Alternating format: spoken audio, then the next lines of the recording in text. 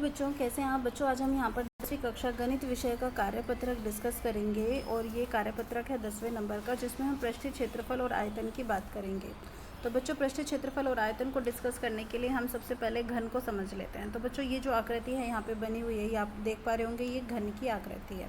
ठीक है, तो घन जो होता है इसमें 6 भुजाएं होती है हमारे पास। ठीक है, यानी कि 6 फलक होते हैं हमारे पास, और इसका जो कुल पृष्ठीय क्षेत्रफल है वो 6a² होता है। ठीक है, और वक्र पृष्ठीय क्षेत्रफल 4a² होता है। वक्र पृष्ठीय क्षेत्रफल में हम ना ऊपर वाली छत और नीचे वाली फर्श इसको हटा देते हैं, तो 2 हम हटा देंगे तो 6 में से 2 गए तो 4 बचेंगे। और इसके बाद तीसरा होता है इसका आयतन। आयतन होता है हमारे पास a³। ठीक है, a³ का मतलब हो जाता है कि तीनों भुजाओं का गुना। अब जैसे कि यहाँ पे हमारे पास एक प्रश्न है कि 1331 सेंटीमीटर क्यूब आयतन वाले किसी घन का किनारा ज्ञात करो। तो बच्चों आयतन दिया हुआ है 1331, यानी कि भुजा की क्यूब, किनारा जो है उसका क्यूब दिया हुआ है। तो किनारा निकालोगे तो 1331 जो है इसका घनमूल ले लोगे, तो घनमूल का मतलब हो जाएगा 1/3 घात। तो 1331 को अगर हम यहाँ पर टुकड़ों में डिवाइड करें तो उसके लिए हमें अभाज्य गुणनखंड करना पड़ता है। तो 11 एकम से हम भाग देंगे, क्योंकि 11 से ही भाग जाएगा। 11 एकम 11, 2 बचेंगे 23, 11 दूनी 22, फिर 1 बचेगा, 11 एकम 11, फिर दोबारा 11 से भाग दिया, 11 एकम 11, 11 एकम 11। अब तीसरी बार 11 से भाग दिया तो बचेगा आपके पास 1, यानी कि 3 बार 11 आ जाता है। और 1/3 घात का मतलब होता है कि जैसे हम वर्गमूल में 2 संख्याओं के जोड़े बनाते हैं, यहाँ पर 3 संख्याओं के जोड़े बनेंगे और 3 में से 1 बाहर आ जाएगा, 11 सेंटीमीटर। ठीक है, अब घन के बाद हमारे पास दूसरा कॉन्सेप्ट आता है घनाभ का। हम इसे समझते हैं। तो बच्चों जो घनाभ होता है उसका कुल पृष्ठीय क्षेत्रफल होता है ये 2 गुना लंबाई गुना चौड़ाई प्लस चौड़ाई गुना ऊंचाई प्लस ऊंचाई गुना लंबाई। l लंबाई के लिए, b चौड़ाई के लिए, h ऊंचाई के लिए। और वक्र पृष्ठीय क्षेत्रफल में भी हम क्या करते हैं, छत और फर्श दोनों को घटा देते हैं। तो यहाँ पे बचेगा 2 गुना ऊंचाई लंबाई प्लस चौड़ाई। ठीक है, और आयतन हो जाएगा LBH। अब बच्चों जैसे कि हमारे पास प्रश्न है, यहाँ पे एक डिब्बा है जिसकी विमाएँ दी हुई हैं 80 सेंटीमीटर, 40 सेंटीमीटर गुना 20 सेंटीमीटर। तो बच्चों ये लंबाई चौड़ाई और ऊंचाई दी हुई है। ठीक है, अब हमें इस डिब्बे को पूरा ढकना है, तो पूरा ढकने के लिए 40 सेंटीमीटर भुजा वाले कितने वर्गाकार कागज़ों की आवश्यकता होगी। जैसे कि मान लीजिए आपके पास वर्गाकार कागज़ है यहाँ पे, और आप इस घनाभ को पूरा ढकना चाहते हैं, तो बहुत सारे कागज़ लग जाएंगे हमारे पास। तो कितने सारे कागज़ लगेंगे, तो ये जो आप कागज़ ढकेंगे ये क्या करेंगे, आप उसकी दीवार के ऊपर ढकेंगे ना, तो दीवार को टच कर रहे हैं। तो बच्चों जब भी हम इस तरीके से जो भी आकृति होती है उसकी सतह को टच करेंगे ना, तो समझ जाना हमें यहाँ पे पृष्ठीय क्षेत्रफल चाहिए। ठीक है, तो पृष्ठीय क्षेत्रफल का, कुल पृष्ठीय क्षेत्रफल का ये सूत्र हो जाता है, सब जगह मान रख देते हैं। ठीक है, 80 गुना 40 हमारे पास हो जाएगा यहाँ पे 3200। ठीक है, और 40 गुना 20 हमारे पास हो जाएगा 4 दूनी 8, और ये हो जाएगा 800, और 20 गुना 80 हो जाएगा हमारे पास 1600। इन तीनों को हम आपस में जोड़ेंगे तो यहाँ पे 2 और 8 10 और 6 16, हासिल 1, 3 और 1 4 और 1 5 मिलेगा। ठीक है, तो 5600 मिलेंगे, और आगे 2 है तो 2 से गुना करेंगे तो 11200 सेंटीमीटर स्क्वायर हमारे पास क्षेत्रफल आ जाएगा। ठीक है, अब ये तो क्षेत्रफल आ गया, लेकिन अब हमें क्या करना है, हमें तो कागज़ से ढकना है, और कागज़ की भुजा दी हुई है 40 सेंटीमीटर भुजा। तो भैया हम कागज़ का भी क्षेत्रफल निकाल लेते हैं। अब चूँकि कागज़ वर्गाकार है तो वर्ग का क्षेत्रफल होता है भुजा स्क्वायर, यानी कि भुजा गुना भुजा। तो 40 को 40 से गुना किया तो कितना आया, 1600। तो अब हम इस मतलब जो भी हमारे पास डिब्बा है उसके क्षेत्रफल में कागज़ के क्षेत्रफल का भाग दे देंगे, जिससे हमें कागज़ों की संख्या 7 हमें मिल जाएगी। ठीक है, अब हमारे पास यहाँ पे तीसरा जो कॉन्सेप्ट है वो है शंकु का। अब हम शंकु के बारे में देखते हैं। ये शंकु की आकृति है बच्चों।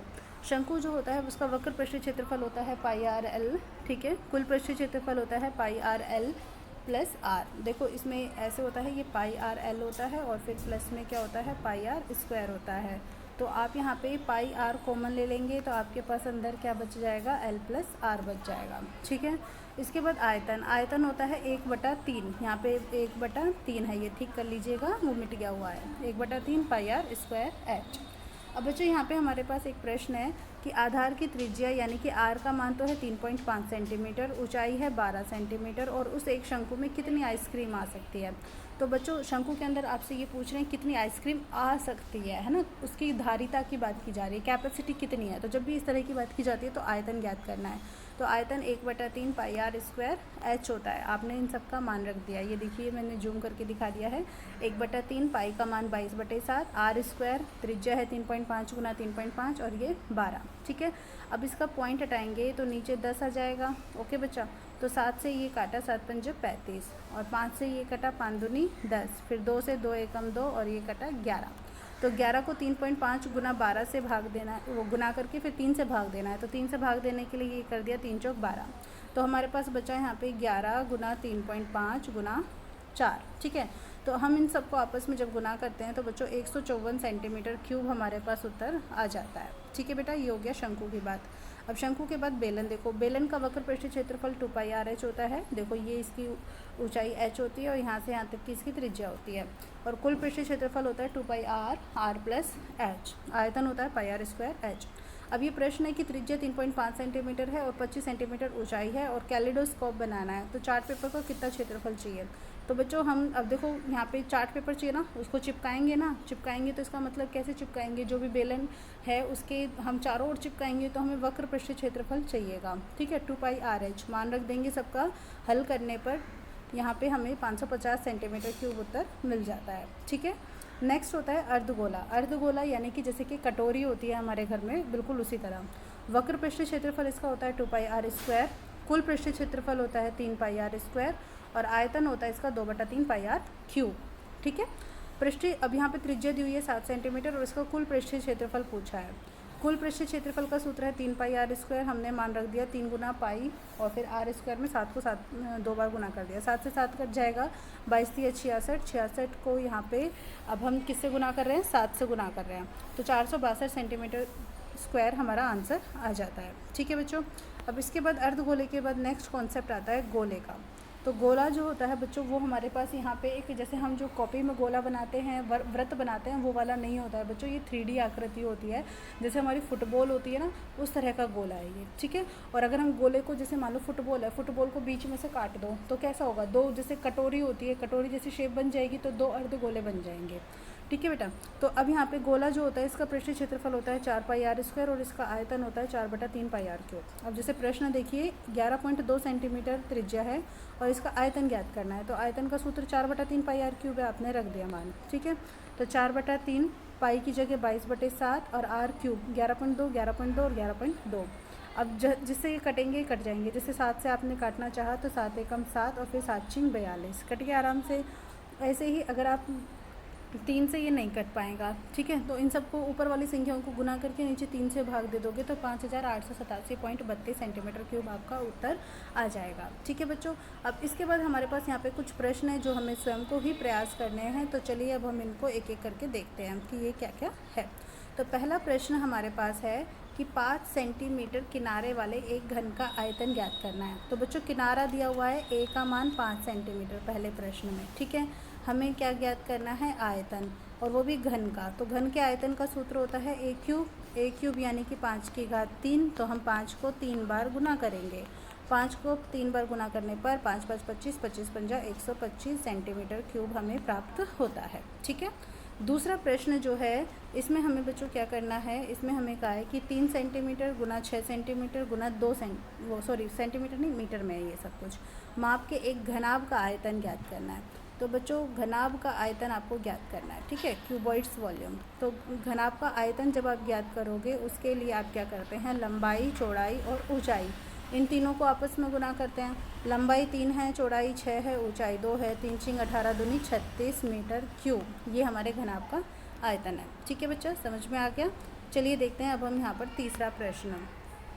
इसमें हमें कहा है कि त्रिज्या 2.8 सेंटीमीटर यानी कि r का मान 2.8 सेंटीमीटर, ठीक है, और 10 सेंटीमीटर ऊंचाई है, और हमें क्या करना है, बेलन का कुल पृष्ठीय क्षेत्रफल ज्ञात करना है। तो बच्चों बेलन के कुल पृष्ठीय क्षेत्रफल का सूत्र होता है 2πr और अंदर यहाँ पे h + r, मान रख दीजिए आप सबका जो भी आपके पास है। 2 पाई का मान 22/7, त्रिज्या है यहाँ पे 2.8, फिर उसके बाद हमारे पास h कितना है, 10 है, प्लस में 2.8 है, ठीक है। इसको हम सॉल्व करेंगे तो 7 से 1 काटा, 7 एकम 7, ये 7 × 28, तो 0.4 बार आपका ये कट जाएगा, ठीक है। अब आप क्या करो, 0.4 को 2 से गुना कर लो, तो 0.4 को 2 से गुना करोगे तो कितना मिलेगा आपको, 0.8 मिलेगा, फिर गुना हो गया 22, और ये हमारे पास है 10 और 2.8 है, इसको जोड़ देंगे तो हमारे पास मिलेगा 12.8। अब इनको हम यहाँ पे गुना करते हैं, तो पहले हम एक काम करते हैं, 22 को गुना कर लेते हैं 12.8 से, तो 22 × 8 हमारे पास 176 हो जाएगा, 17 इसकी हासिल हो जाएगी।